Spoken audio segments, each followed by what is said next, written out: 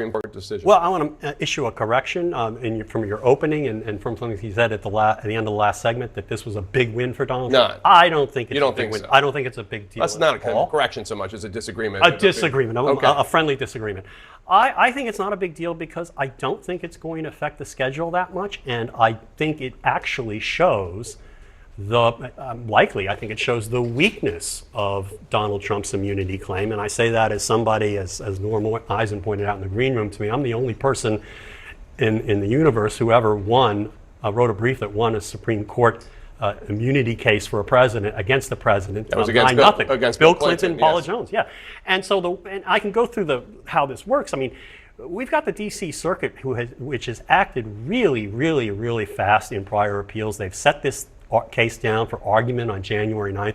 I would not be surprised that if we saw a decision from them in a matter of days. Really? And yes, I think if I were on that panel and I were the presiding judge, I'd be writing the opinion now, because I just don't think there's anything there to the claims that Trump has been making. I mean, I could go into that, but we don't have time.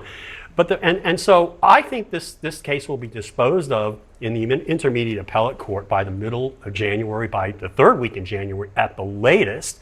And I think at that point, the stay, I mean, if the mandate issues, a technical word, or they could the stay will lift, and they can immediately start proceeding toward trial in the district court. Now, in March? As soon as March? As soon as March. And what will happen at that point is that the onus will shift to Donald Trump and his lawyers to go to the Supreme Court, go to the Circuit Justice, Justice Roberts, or the entire court, and say, stop this train now. So all of a sudden you're going to see reversal, and Trump's going to say, you've got to move fast, you've got to move fast. And at that point, the Supreme Court, they could stay the case. They could grant certiorari, but they're going to hear the case pretty quickly too. And even if they heard the case, had an argument in February or March, they could still decide this case by April or May or even June, and this case could still get tried in the summer.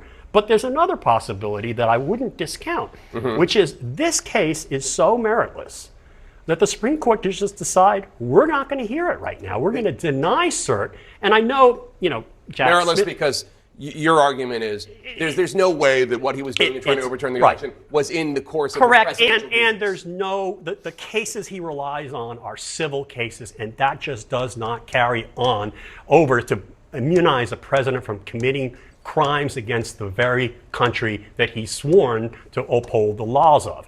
But to go back to the point is they could easily just decide, oh well, he got his crack in the Court of Appeals.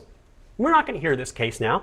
And what will happen is he'll still get a chance to go to the Supreme Court, but after he's convicted. And so, like every other criminal who's convicted in a United States District Court, he can have his arguments heard, the immunity argument and any other argument, after he's convicted and sentenced.